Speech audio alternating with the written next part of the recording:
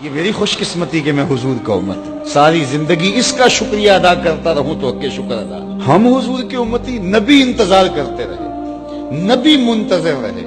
حضرت عیسیٰ نے تو نام بھی بتا دیا نا، لوگوں میں جا رہا ہوں چلو نام بھی بتا دیتا ہوں، میرے بعد جو آنے والا اس کا نام احمد ہوگا۔ نبی انتظار کرتے رہے، 12 نبیوں نے انتظار کیا، حضور کی امت میں ہونے کے لیے تمنا کی۔ نستورہ راہب انتظار کرتا رہا، بحیرہ راہب انتظار کرتا رہا، زندگیاں گزار دی انہوں نے۔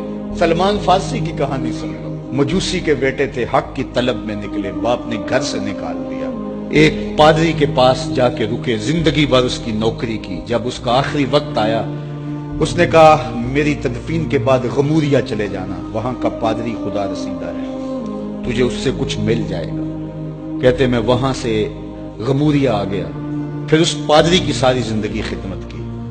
جب وہ مرنے لگا تو اس نے کہا کوئی ایسا شخص نہیں ہے جس کے پاس اب میں تجھے بھیجوں، لیکن نبی آخر الزمان کے ظہور کے لمحے آ گئے، تو یہاں سے یثرب چلا جا، وہ اس نبی کی ہجرت گاہ ہوگی، تیری زندگی سنور جائے گی، تو نے بڑی محنت کی ہے، بڑی نوکری کی ہے میری۔ کہتے میں نے اس کو کہا کہیں ایسا نہ ہو میں دھوکہ کھا جو مجھے کوئی نشانی بتا دے۔ اس نے کہا 3 نشانیاں، ایک صدقہ نہیں لے گا، دوسرا ہدیہ رد نہیں کرے گا، تیسرا 2 کندھوں کے درمیان مہر نبوت۔ کہتے ہیں میں نے اس کی تدفین کی، یثرب کی جانب جاتے ہوئے ایک قافلے میں شامل ہو گیا، انہوں نے مجھے پکڑ کے اپنا غلام بنا لیا، لیکن میرے پہ مہربانی یہ کی کہ مجھے بیچا جا کے مدینے میں۔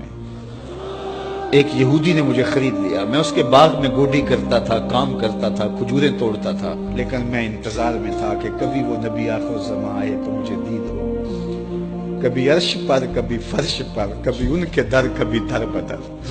غم عاشقی تیرا شکریہ، میں کہاں کہاں سے گزر گیا۔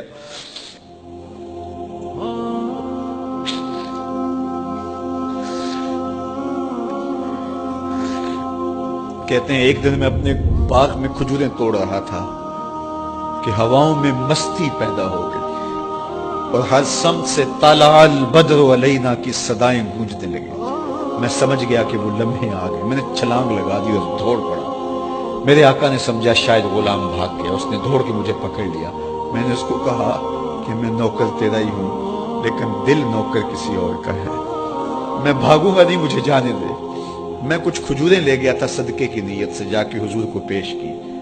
آقا کریم نے فرمایا ہم نبی صدقہ نہیں لیتے۔ کہتے ہیں نشانی ایک پوری ہوگی، کہتے ہیں کہ میں کچھ دنوں کے بعد اور کھجوریں لے گیا اور میری نیت ہدیہ کی تھی، میں نے پیش کی، حضور نے قبول فرما لی، لیکن میں بھی کہتا تھا تیسری نشانی بھی پوری ہو لے تو پھر مانوں گا، اور وہ کیا تھی؟ 2 کندھوں کے درمیان مہر نبوت۔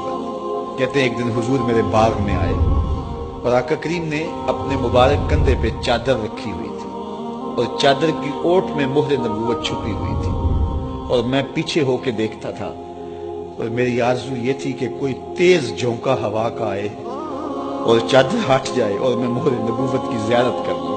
حضور میرے ارادہ قلب سے آگاہ ہوئے، فَأَلْقَى إِلَيَّ رِدَاءَهُ، حضور نے چادر اتار کے میری جانب پھینکی اور پھر ایسے رخ کر کے فرمایا انظر الی ما امرت بہ، اس پادری نے جو بتایا تھا دیکھ لے آ کے۔ تو کہا میں نے دیکھا کہ حضور کے کندھوں کے درمیان۔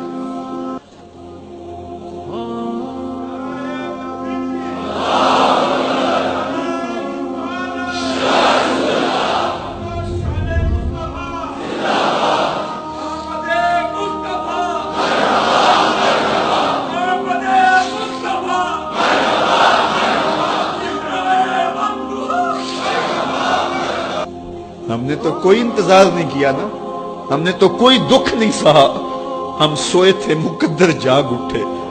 ہمارے والد مسجد سے مولوی صاحب کو بلا لائے، انہوں نے کان میں آ کے کہا مبارک ہو تو حضور کا نوکر بن کے آ رہا۔ ہمیں وہ نبی ملا جو نبیوں کا نبی۔